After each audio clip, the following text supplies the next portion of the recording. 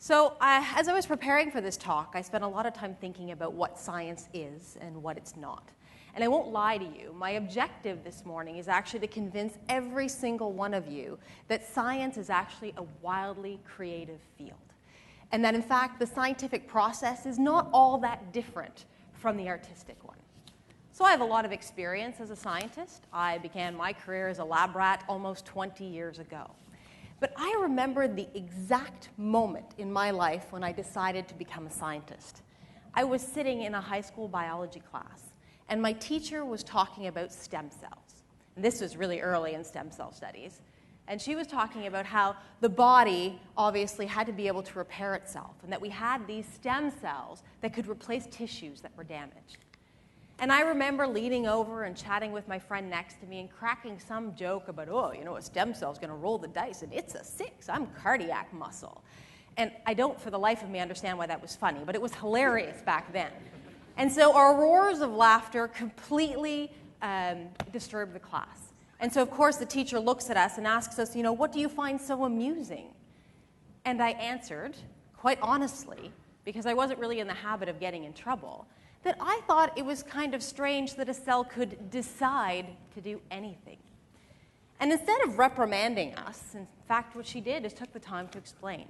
And she said it really wasn't useful for the body to have Lego blocks as cells, that our cells had to actually be dynamic, that they had to be able to respond to their environment, because otherwise, how are we going to respond to our environment?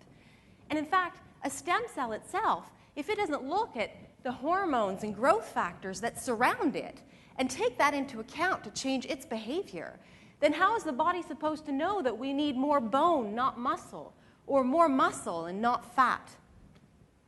Oh my God, this to me was really cool. Like, this was mind-blowing. I can't even stress to you what a huge turnaround this was for me. Because you see, up until this point, I was a stereotypic creative type. You know what I mean? I was goth. I dressed in black from head to toe. I wrote tormented poetry. I played 5 musical instruments. I painted. I designed my own clothes. I exuded creativity. I was artsy. And science to me was boring. Science to me was narrow-minded. It was all in here and not enough out here. But there was something weird about this one day, that one moment learning about stem cells, that I just felt pulled, that I had to go and study biological sciences. And it was a force stronger than anything I'd ever felt in my entire life. And I ended up on a totally different path, one I was not expected at all, taking me all the way to where I am here, which is a stem cell biologist. I never once looked back. I never once regretted my decision. Because what I realized as I moved through my studies and went from undergraduate to graduate school and graduate school to running my own lab is that science is wildly creative work. It is fluid.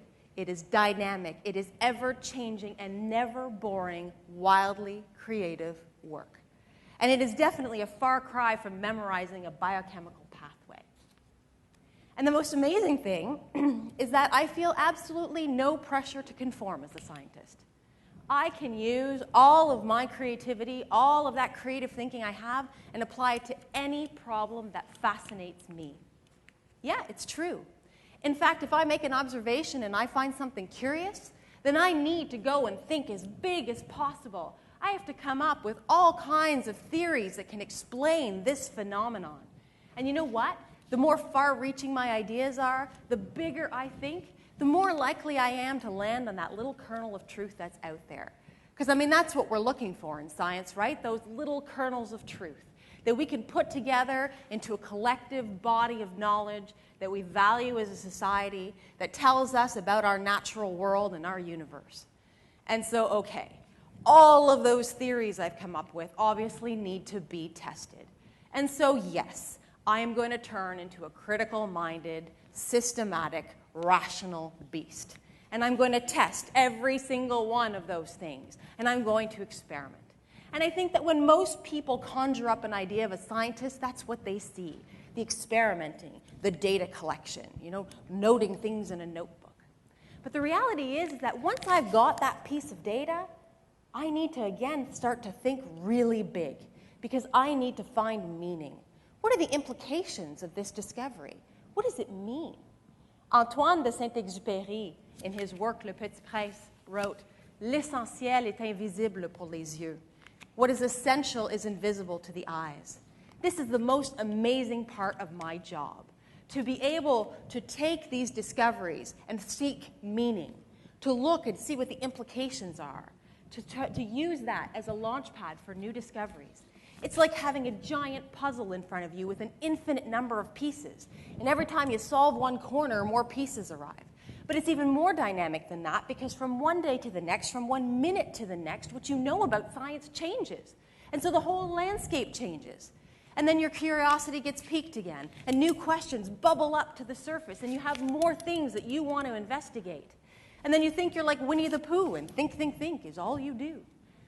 But realistically, I think that the theoretical physicist Freeman Dyson actually said it best. The glory of science is actually to imagine more than what we can prove. Okay, so why don't we think of scientists as being creative? Well, I think one part of it is stereotype. And the rest of it is a question of accessibility. Art is everywhere, and it's really easy to interact with, right? We can read books, we can look at photography, you and I can go to a museum or an art gallery, we can watch street buskers perform. All of these are pieces of art that we can interact with. We don't need to bring anything, we can just go. And whether you love it or you hate it, whether you find it shocking or completely boring, either way, you've connected and you've interacted with art. But what about the results of my creative process? Did you interact with science today? Probably not, and through no fault of your own. The reality is that the output of science is just not out there for you to interact with as readily as you can with art. And realistically, you'd probably need to bring some kind of context or background to make that interaction valuable to you. And so I would say that, in fact, part of the problem lies with scientists themselves. Many of us who perpetuate stereotypes, who fail to do community outreach, who fail to make their research accessible to a more general audience. And so what I think overall is that we can, as scientists, learn a lot from an education in the arts and humanities. Arts can teach us that big open-mindedness. Arts can teach us to express ourselves, to communicate, to bring ideas forward. Yes, I'm sure that my humble beginnings in the artistic world actually helped me be a better scientist. But I also think the converse is true. I think that artists can learn a lot from an education in science. Because you know what? In science, we have tremendous mental flexibility, open-mindedness to critical thinking and back again. Science can teach you to be curious, to ask questions, to push boundaries you didn't even know exist. Because every single scientist in the world stands on the edge of the unknown all the time. And though that might sound terrifying, it is the most exciting place in the world to be. And so realistically, I don't see a lot of big differences between arts and science.